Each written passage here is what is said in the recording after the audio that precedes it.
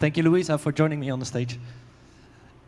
First of all, I would like to thank the Dutch Embassy and Materia Brazil, one of the partners of Collabor America, to be here to may present Combisol. We think it's great to share the experience we have, share the story we want to tell. It's a little bit challenging because my presentation has a lot of pictures and it's helping the story. So I will try to do that. First of all, we would like to share a story which started actually here in Rio. Kirsten, a good friend of mine and my business partner now in Combisol, lived here for a few years. She lived here in Rio, worked here, and started her life dedicating to social and environmental impact. First of all, she looked at the favelas and the challenges in the favelas.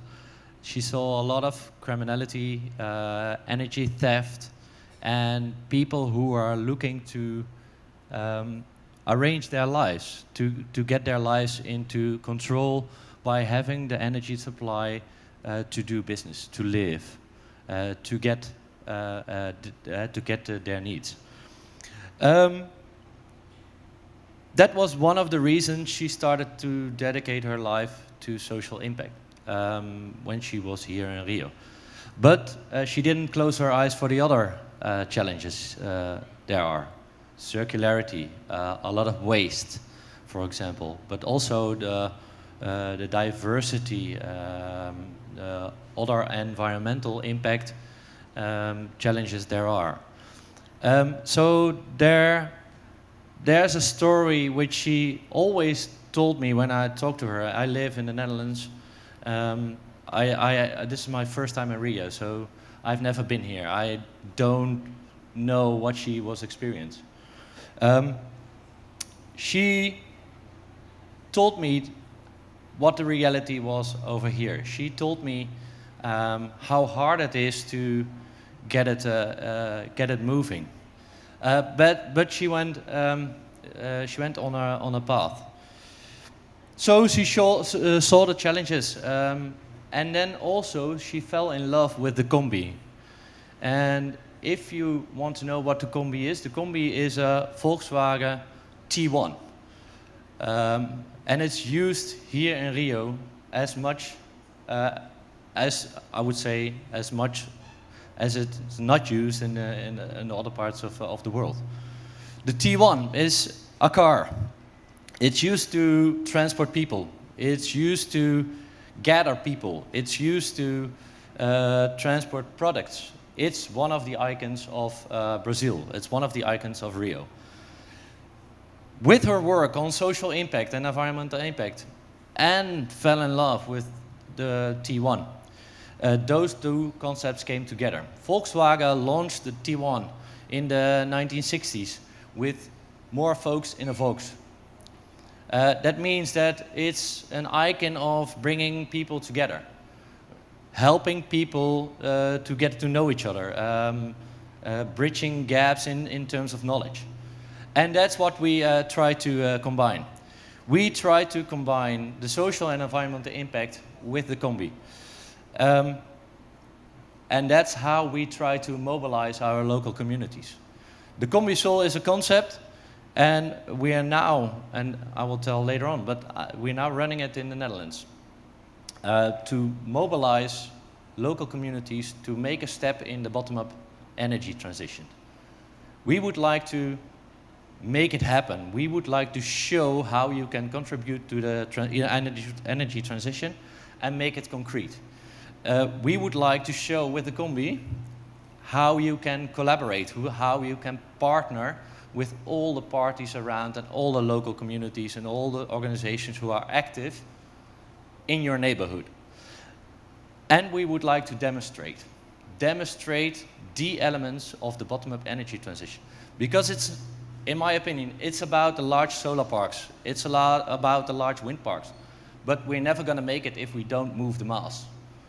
We move the mass by isolate your home, having 2 solar panels on your roof, being able, and that's not actually quite here, but that's in the Netherlands, switch from gas to warmth. That's all small steps will take us one step further. I'm not sure if the presentation is already. They're trying, still trying? Maybe.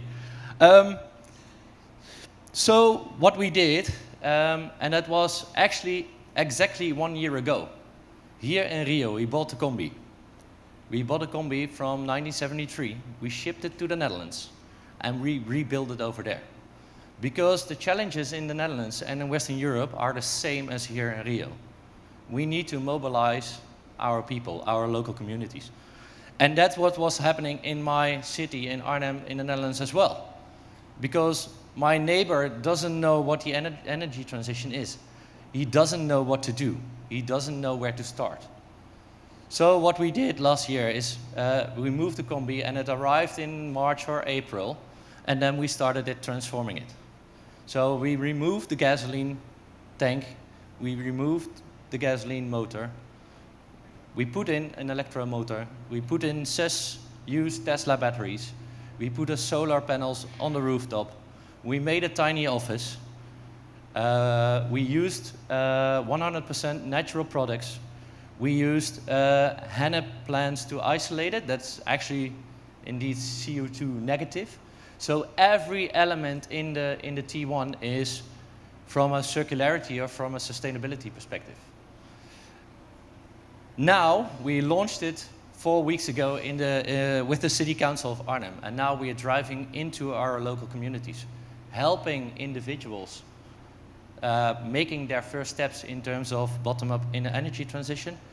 We are helping local communities who have collaborative initiatives, such as buying solar panels or installing a large waste depot, or having 2 windmills installed for the energy of the neighborhood. But the thing is, it's not about the combi. It's about bringing knowledge, people, and the tools into the neighborhood, to the front of the door of the people, and that's the best I can describe it, because that's the way we want to mobilize, and we want to get the challenge going in mobilizing the local communities. Let me check. It's almost working, I think. Almost. Let me check if I missed something. It's interesting to see, because I saw just the presentations before, and what I heard was a lot of organizations who are interacting in the energy transition, in the challenges, in the social and environmental challenges. The Combisol, as we created it, it stands for a platform. It is a place where you can walk in. You can walk in, a city council can walk in, a B Corp can walk in, a normal organization can walk in. For everyone, we created a platform to contribute to their social and environmental challenges and objectives they have. So it's our service, it's our product, but it's a platform. It's a platform which is moving, and you can take your idea into the local communities and try to make your idea work. And that's what we want to try to show and really transport, because we literally transport it to your neighbor.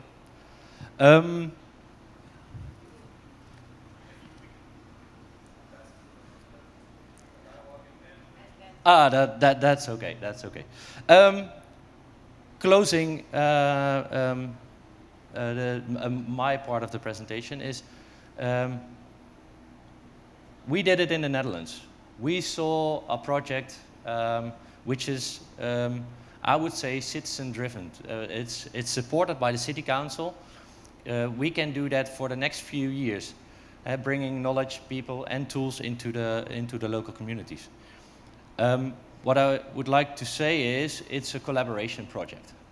So if you want to collaborate, if you want to share your knowledge, if you want to bring in your products, if you want to uh, um, share your labor hours. It's all possible. Because in the Netherlands, the reality, and that's probably what Luiza's going to ask me next, the reality here is different than in Europe. There's not a lot of financial resources available, but there are many, many, many ways to get a commercial project running over here. Thank you very much.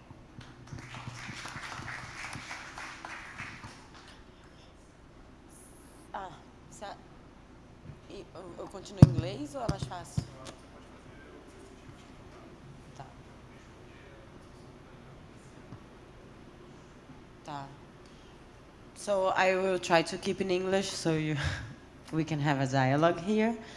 But if anyone has a question, we can do it in Portuguese, no problem. What I think is interesting about their project is that they show that the transition is not that complicated. Of course, here we only started this transition for distributed generation 2012. We changed the laws. 2017, we had a different, another landmark on the topic, but we are still struggling with the big potential we have. So for me, what's interesting is to understand how you mobilize the community. We have the tax issues here. We still pay a lot of taxes when we are generating our own on-grid energy. So how can we make the change? We are discussing now in our new government nuclear energy. We are not discussing how we are gonna make it possible for us all to generate for Fundição Progresso with this big roof in Rio de Janeiro with 37 degrees is not generate their own energy. How we're going to make it possible? What do we have to change?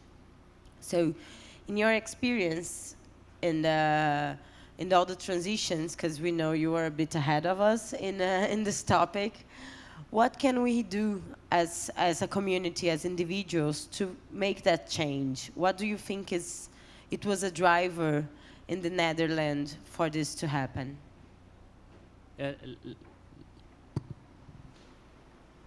Let me come back to the presentation which was before here, because I heard I heard the guy say there's no solution to it. Just don't bring your solution. And that's what I also see in the street. For you, your individual challenge is different than for myself. For example, I want to generate solar energy. You want to get a windmill on your roof. That's completely two different solutions, but it's addressing the same challenge. And that's why we started it, because awareness is not a problem anymore in the Netherlands. Everyone knows that we have to move forward, that we have to be more sustainable, so we have to implement circularity. Everyone is aware. But now is it to have the conversation one-to-one, what's for you the first step? Because another example is a lot of people invested in solar already. But they're now asking, how do we start our transition from gas to warmth? Do we need to install a heat pump? Or do we reduce our gas usage with a solar heat pump? There's no one answer to it. But having the conversation in the street with the individuals, that I think that's going to help. That's going to help to build the whole solution, and actually it's not one solution, but it's going to help us making the steps forward. I guess here we're still in the awareness step in some cities. We have around 37,000 micro generations connected on grid today.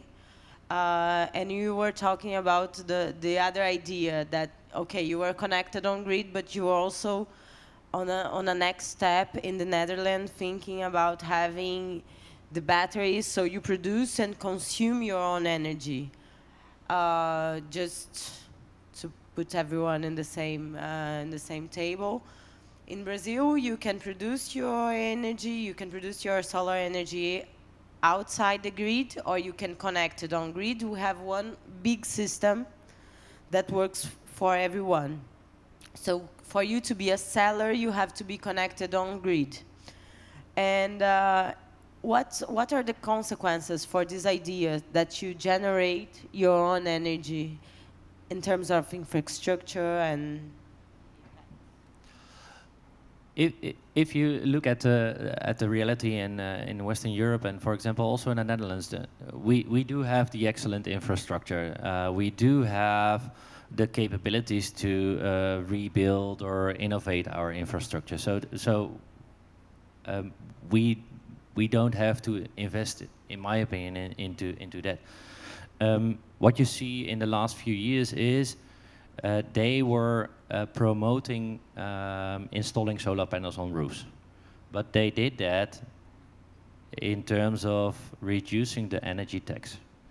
And now I expect in 2 years' time there's going to be a new policy developed by the government, which is not only incentivize installing solar panels, but also installing batteries. Because it's not about getting rid of the infrastructure. It's not the discussion anymore going off grid. It's lowering the need for capacity. And if we go make that step and reduce the need of capacity of the grid, we don't have to do the large investments anymore in cables and pipelines. But we can do the investment in the local-based production community, and then see what kind of technical solutions there are to solve this. That's also something that we have here. We have to work and we have to push the legislation. As you said, you have always the individual choice, but we always have to work. So ANEL and the distributors companies also work with us in identifying the solutions and also the needs. We have many old school legislations. We have strong lobbies working for making it hard. So the awareness that we need is not only about understanding the challenges for solar generation, but also to understand what are the kind of law we need. How can we change it? Who is going to change it? What are local level? What are federal level? It's always very hard in Brazil to understand the competences between those levels of government and taxes issues and the struggle of power. I guess we have now... Yeah, now we can see the combi. Maybe we can present. Yeah, maybe it's interesting to go to say two things, because I said about collaboration. For example, we designed a tiny office here with Materia Brazil. We made it in the Netherlands based on the design which was created over here in Brazil.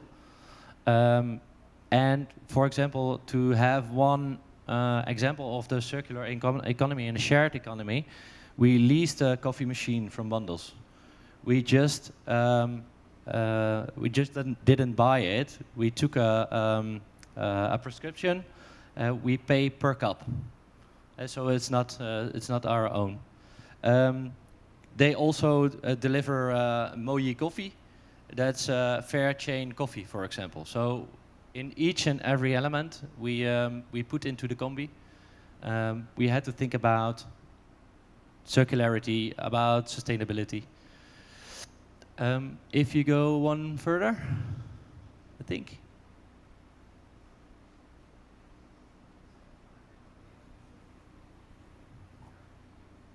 And again. One further. This back. No. Forward, forward. The other way.